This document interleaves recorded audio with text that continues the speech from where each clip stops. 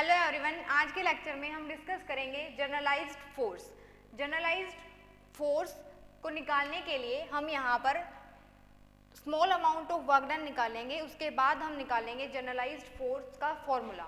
अब यहाँ पर हम बोल रहे हैं small amount of work done, उसको हम यहाँ पर रिप्रेजेंट करेंगे स्लाइटली से। ये जो साइन है यहाँ पर हम इसको स्लाइटली बोलते हैं। अगर हम बात कर रहे हैं स्लाइटली वर्क डन की, या फिर नॉर्मली भी अगर हम बात करते हैं, तो जो वर्क डन है small amount of work done, उसको हम कैसे लिखते हैं? F into D R. यहाँ पर जो भी ये फॉर्मूला है वो नॉर्मली हम एनर्जी निकालने के लिए यूज़ करते हैं, लेकिन यहाँ पर जनरलाइज्ड फोर्स निकालने के लिए भी हम क्या यूज़ करेंगे? स्लाइटली या फिर small amount of work done use करेंगे। ये जो है वर्क डन किसके द्वारा होगा? यहाँ पर जो वैल्यू है उसको हम लेंगे एफ आई। वर्क डन कौन करेगा? एफ आई करेगा। कौन से पार्टिकल पे करेगा? ith पार्टिकल पे।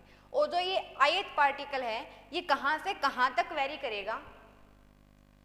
समीशन लगाना है हमें I1 to n, बिकॉज हम एक सिस्टम की बात नहीं कर रहे हैं यहाँ पर, या फिर अगर हम सिस्टम बना रहे हैं तो यहाँ पर हम सिंपल एक पार्टिकल की बात नहीं कर रहे हैं।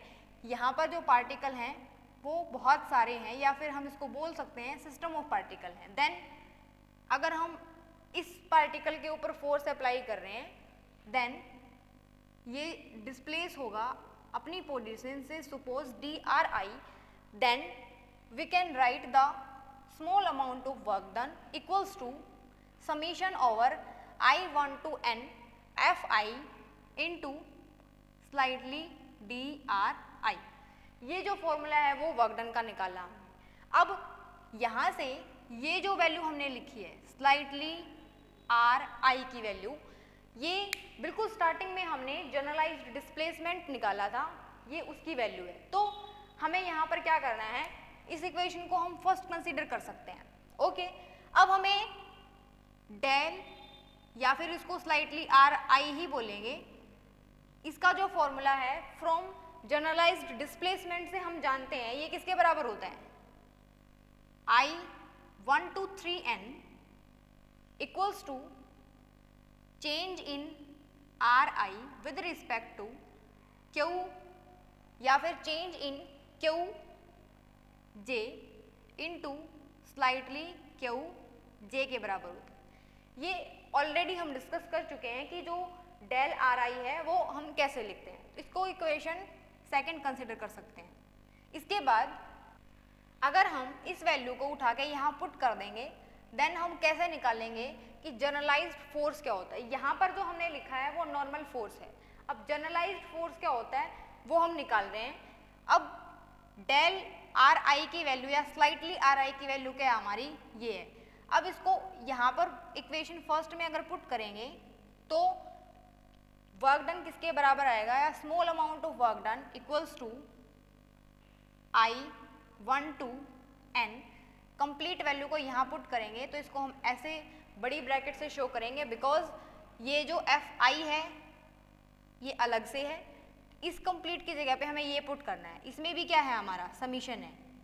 तो I1 to 3n del R I change in J, इसको हम इस तरीके से लिख सकते हैं। अब हम जो ये इक्वेशन थर्ड है इसको हमें क्या करना है? जस्ट रीअरेंज करना है। देन हमें क्या मिलेगा? जनरलाइज्ड फोर्स की वैल्यू मिलेगी। अब यहाँ से जो भी वर्क डन है small amount of work done वो हमारा किसके इक्वल आएगा? अगर हम इसको क्या करें, यहीं से इस वैल्यू को अरेंज करते हैं 1 to n summation I1 to 3n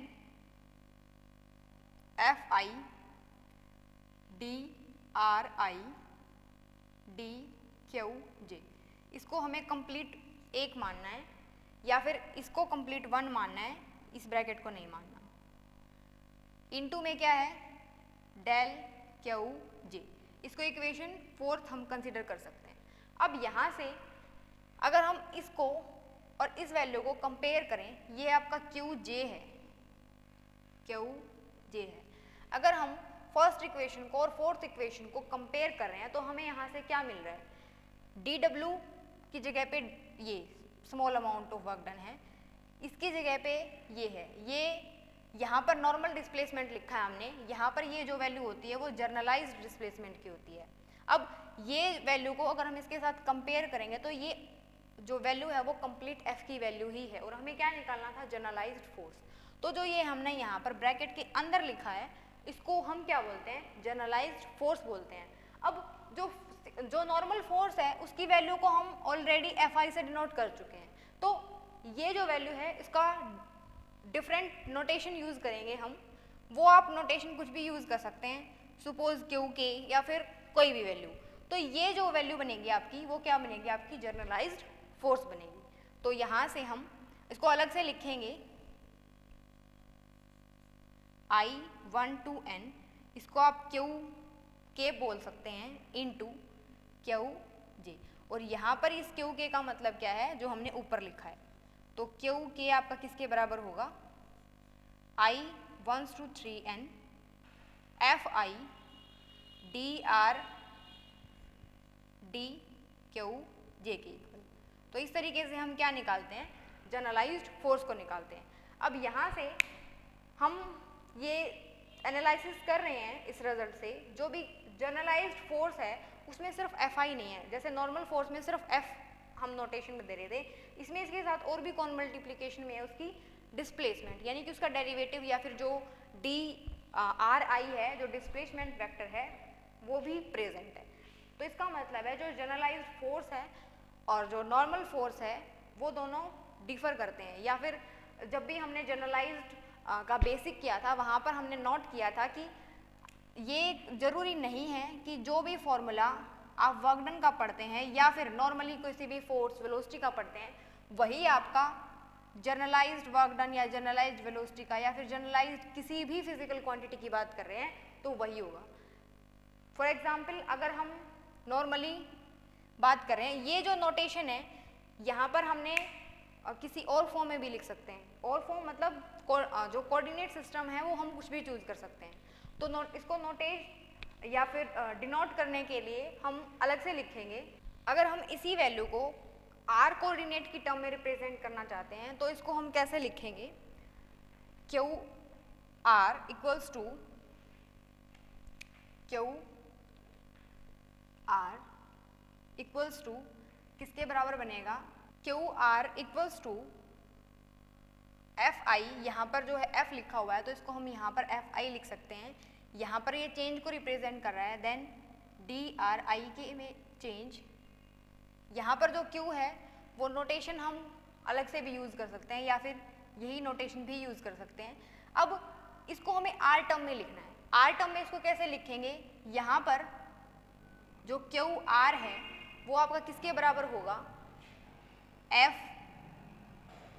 are plus F theta. यहाँ पर अगर हम इसको यूनिट वेक्टर की टर्म में रिप्रेजेंट करना चाहते हैं तो इसको हम यूनिट वेक्टर भी लगा सकते हैं। यहाँ पर ये वैल्यू आपकी किसके बराबर होगी, D R I divided by D R, इसका भी यूनिट वेक्टर। ये हमने किसकी टर्म में रिप्रेजेंट किया है, आर कोऑर्डिनेट की टर्म में रिप्रेजेंट किया है क्यू आर को, या फिर इसको अलग से भी हम लिख सकते हैं। ये जो वैल्यू है वो हमारी कंप्लीट आर बनेगी तो इसको हम नॉर्मली एफ आर भी बोलते हैं। लेकिन जब हम यहाँ पर थीटा को निकालते हैं, ये है क्यू थीटा है, ये क्यू थीटा का मतलब है यहाँ पर हमने इसको आर कोऑर्डिनेट की टर्म में रिप्रेजेंट किया था, यहाँ पर हम इसको क्यू कोऑर्डिनेट की टर्म में रिप्रेजेंट कर रहे हैं, सॉरी थीटा टर्म जो थीटा कोऑर्डिनेट है उसकी टर्म में रिप्रेजेंट कर रहे हैं। तो इसको हम कैसे लिखेंगे, F R unit vector plus F theta, यहाँ पर एक फैक्टर और इंक्लूड होगा हमारा जिसको हम आर बोलेंगे, बाकी जो है हमारा सिमिलर रहेगा। अगर हम इस क्वांटिटी को सिर्फ इसको छोड़कर अगर हम इसको एफ आर बोल रहे थे तो यहाँ पर थीटा की टर्म में जब रिप्रेजेंट करेंगे तो उसको एफ थीटा बोलेंगे, लेकिन आर यहाँ पर रिमेनिंग है तो इसको हम कैसे लिखेंगे, आर एफ थीटा। ओके, ये था आपका जनरलाइज्ड फोर्स के बारे में। यहाँ पर जब भी हम टॉर्क की बात कर रहे हैं या वर्क डन की बात कर रहे हैं तो जो जर्नलाइज्ड नोटेशन होती है वो ज़रूरी नहीं है कि जो नॉर्मल फॉर्म थी उसके जैसे ही डायमेंशनल फॉर्मूले होते हैं। वो जो डायमेंशनल फॉर्मूले हैं वो डिफरेंट हो सकते हैं। इसके बाद है आपका जनरलाइज्ड, ये था जनरलाइज्ड फोर्स। इसके बाद है जनरलाइज्ड पोटेंशियल। तो जनरलाइज्ड पोटेंशियल को कैसे लिखेंगे? जो नॉर्मल पोटेंशियल है सबसे पहले हम उसकी फॉर्म लिखेंगे, उसके बाद हम जनरलाइज्ड लिखेंगे। यहाँ पर जो भी जनरलाइज्ड पोटेंशियल है उसमें सिर्फ एक ही टर्म में या फिर एक ही स्टेप में कंप्लीट हो जाता है। वो कैसे है वो अभी हम डिस्कस करते हैं जनरलाइज्ड पोटेंशियल के बारे में। इससे पहले जितनी भी जनरलाइज्ड टर्म है, generalised displacement, generalised velocity, acceleration या काइनेटिक एनर्जी, ये ऑलरेडी हम डिस्कस कर चुके हैं। तो लास्ट था हमारा जनरलाइज्ड फोर्स और उसके बाद बचता है सिर्फ हमारा पोटेंशियल। तो जनरलाइज्ड पोटेंशियल क्या होता है? सबसे पहले हम नॉर्मली बात कर रहे हैं सिंपल पोटेंशियल के बारे में। जब भी हम पोटेंशियल की डेफिनेशन यूज़ करके अगर हम यहाँ पर लिखें तो जनरलाइज्ड पोटेंशियल के लिए हमें निकालना है small amount of work done. यहाँ पर हमें सिर्फ पोटेंशियल की डेफिनेशन यूज़ करनी है। जो हम ये बोलते हैं कि जो भी अगर हम वर्क डन की या पोटेंशियल एनर्जी की बात करें तो वो negative of the work done होती है। देन जो वर्क डन है वो आपका किसके बराबर होगा? ये यहाँ पर जो ये लिखा है वो हमने सिंपल पोटेंशियल लिखा है। अब हमें क्या करना है? जनरलाइज्ड पोटेंशियल के बारे में बात करनी है। तो यहाँ से हम जब भी स्मॉल अमाउंट की बात करते हैं या फिर कोई भी स्मॉल क्वांटिटी है देन उसको हम इलर थ्योरम से एक्सपेंड करते हैं। वो कैसे एक्सपेंड करते हैं? जो भी summation over 1 to n, because यहाँ पर सिंपल एक ही पार्टिकल नहीं है। देन जो चेंज इन पोटेंशियल, सपोज अगर हम अलोंग x ले रहे हैं या फिर इसको हम ऐसे भी लिख सकते हैं x plus dvy plus dvz along z direction, change in z। अगर हम इसी टर्म को दोबारा रिप्रेजेंट करना चाहते हैं तो उसको कैसे लिखेंगे? इस जो ये टर्म है डॉट से इस तरफ ये और ये टर्म, इसको हम कैसे लिखेंगे? इन सिंगल टर्म में dvx dv इसको minus summation over i1 to n dv dq के भी रिप्रेजेंट कर सकते हैं। हमने यहाँ पर ऑल कोऑर्डिनेट्स को इंक्लूड किया है। और जो ये टर्म है इसको हम कैसे लिख सकते हैं? डेल क्यू के। अब यहाँ से अगर हम कंपेयर करें तो ये जो टर्म है वो हमारी क्या रिप्रेजेंट करती है? आपका जनरलाइज्ड पोटेंशियल। तो ये टर्म को हम लिख सकते हैं जो क्यू के है आपका किसके बराबर होता है? माइनस डी वी क्यू के बराबर होता है। ये था आपका जनरलाइज्ड पोटेंशियल। नॉर्मली आपसे एग्जाम में जो भी हम पहले डिस्कस कर चुके हैं, अगर क्वेश्चन जनरलाइज्ड टर्म से पूछा जाता है तो आपसे पूछा जाएगा, जैसे यूनिट सेकंड है, यूनिट सेकंड से क्वेश्चन कैसे आएगा? जैसे फर्स्ट क्वेश्चन आएगा जनरलाइज्ड से अगर पूछा जा रहा है या तो जनरलाइज्ड वेलोसिटी या फिर जनरलाइज्ड एक्सेलरेशन पूछा जाता है। नॉर्मली ये जो टॉपिक्स हैं जैसे फोर्स है, पोटेंशियल है, ये 1 या 2 मार्क में पूछे जा सकते हैं। अदरवाइज अगर आपसे 4 मार्क्स में या अगर दोनों ही पूछ रहा है तो वो ये इसको 8 मार्क्स में डाल सकता है, जनरलाइज्ड वेलोसिटी को और जनरलाइज्ड एक्सेलरेशन को। तो यहाँ पर जो यूनिट सेकंड है उसका हाफ पोर्शन खत्म होता है, देन इसका सेकंड पोर्शन स्टार्ट होगा। हाफ पोर्शन कैसे? ये जो हाफ पोर्शन हो चुका है एक क्वेश्चन आपका यहाँ से बनता है। अब जो इसका नेक्स्ट हाफ पोर्शन बचा हुआ है उससे भी क्वेश्चन आता है, दैट इज हैमिल्टोनियन प्रिंसिपल, जो कि इससे नेक्स्ट लेक्चर में हम डिस्कस करेंगे। Thank you.